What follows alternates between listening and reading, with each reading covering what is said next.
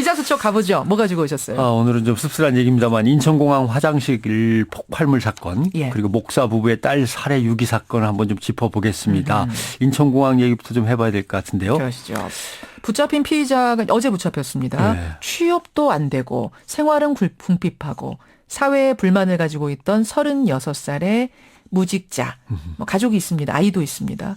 음악 전공하고 대학원까지 나온 사람이라고 해서 많이들 놀랐어요. 취업도 안 되고 돈도 없고 사회에 불만을 품고 영화에서 본 것처럼 범행을 저질렀다. 이게 이제 경찰에서 한 진술인데 그렇죠. 우울증이나 조울증 증세가 더 있는지는 살펴봐야 될 것 같고요. 예. 그러나 이미 유 씨를 기다리고 있는 것은 법의 처벌 그리고 인천국제공항공사로서는 유 씨를 상대로 엄청난 금액의 손해배상을 청구할 수밖에 없는 상황입니다. 손해배상도. 분노 범죄인 거는 같죠 분명히. 그러나 아주 단순하고 우발적인 충동 조절 장애에 의해서 폭발물을 만들고 협박하고 한 건 아닌 것 같습니다.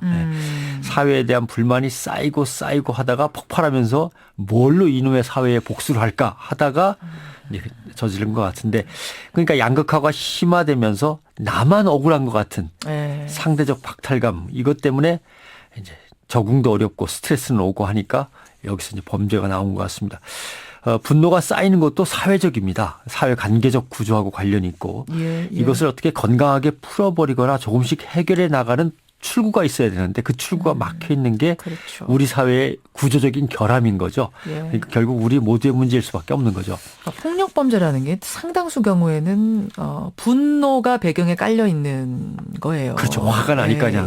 화가 남아서 못 참아서 벌이는 게 대부분 폭력인 거잖아요. 경찰 분석을 보면 1970년대 80년대는 못 참겠다 하면서 범죄가 나오긴 나오는데 그게 주로 뭐 때문에 그러냐면 남녀 간의 치정관계, 원한, 그다음에 너무너무 굶다 보니까 이제 이런 게 주로였고 1990년대 들어서서는 사회적으로 누구는 막 잘 살게 되고 누구는 점점 못 살게 되고 하니까 지존파 같이 불특정 다수에게 분노를 뿜는 범죄가 등장을 했고 2010년 이후에는 순간적으로 뭐 주차 문제라든가 그렇죠. 층간소음 문제 이런 것들이겠죠. 순간적으로 감정이 폭발하는 범죄들이 비중이 커졌습니다.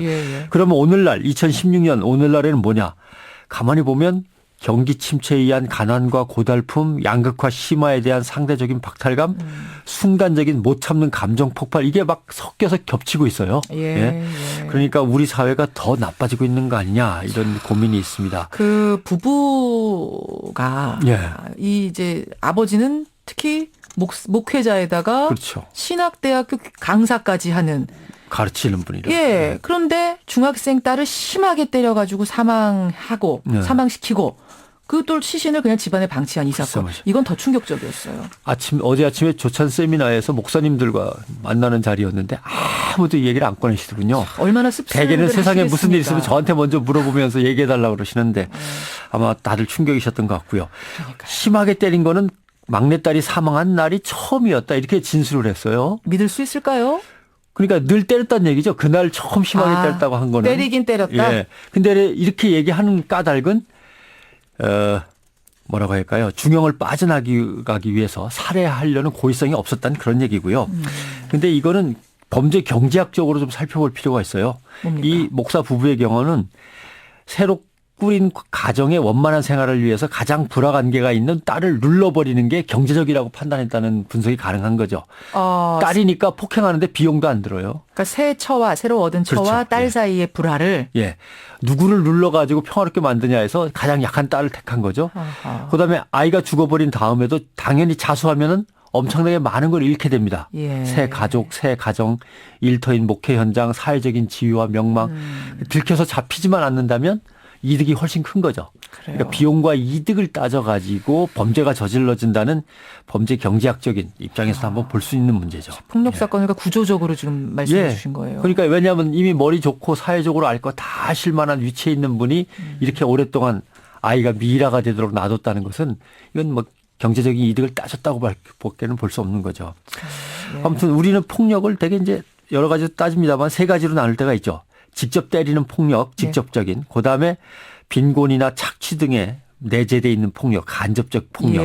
그다음에 이걸 못 본 척하고 계속 정당화시켜 나가거나 계속 뿌리가 깊어지도록 놔두는 문화적인 폭력. 이렇게 세 가지 놔두는데 우리 아이들이 냉동고에 들어가고 미라가 된다는 건 이건 우리가 무관심한 문화적 폭력의 일종이다라는 우리 전체의 반성이 있어야 되겠습니다. 참 가슴 아픈 설 전에 참 가슴 아픈 사건이었습니다. 변상욱 대기자 설 잘 보내시고요. 예, 잘 보내십시오. 오늘 고맙습니다. 다음 주에 뵙겠습니다. 기자수첩이었습니다.